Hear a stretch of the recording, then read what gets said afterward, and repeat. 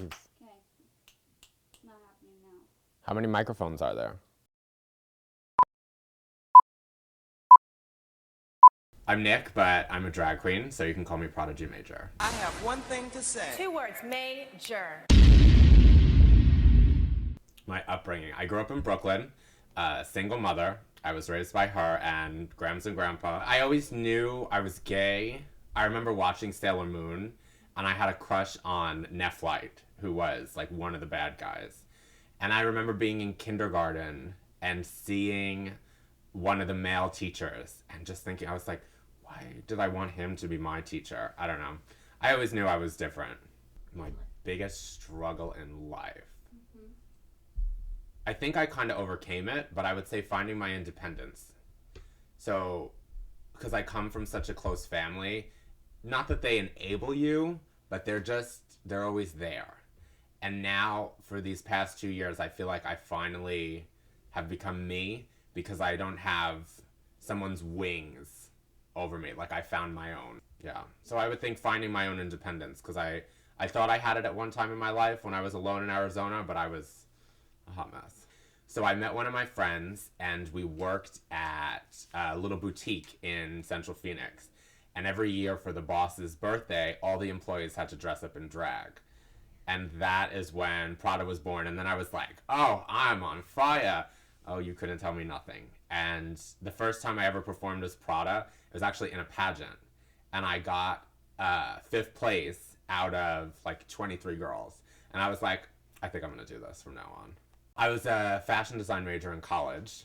So I was always into designers, hence. And I was always into fashion, and I was always into what the girls were wearing on the red carpet and all that stuff. But when I was working at the boutique, my coworker put on these knockoff Prada sunglasses.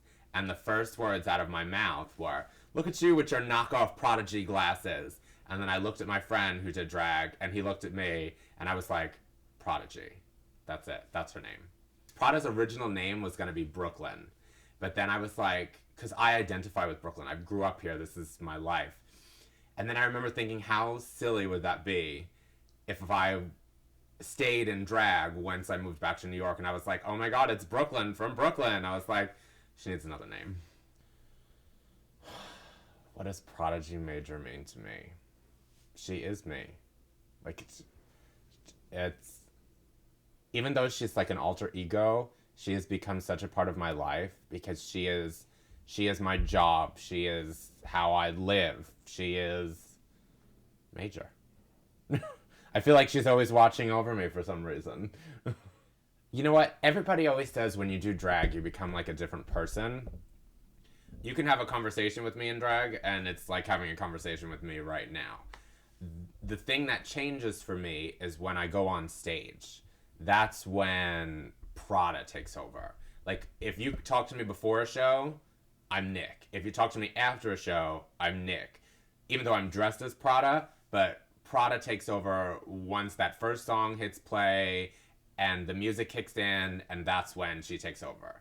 Like, when she's on the microphone during the show, that's her. She is in charge. She's loud. She's nice. She's a bitch. She is what she is.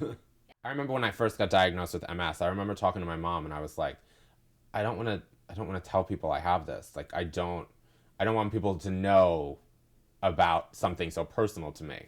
I just remember going to the emergency room because I was on my way home from work, and I was on the train, and I just remember looking down to take the step onto the train so your foot doesn't go in that little space, whatever you want to call it.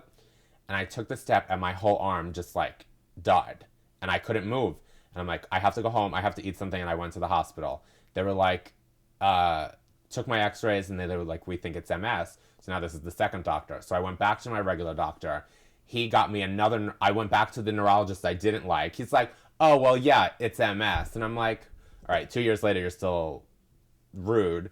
So I went to an MS specialist, and she was telling me about it. And then I went to another doctor in her office, I guess you want to say. I was going to say district.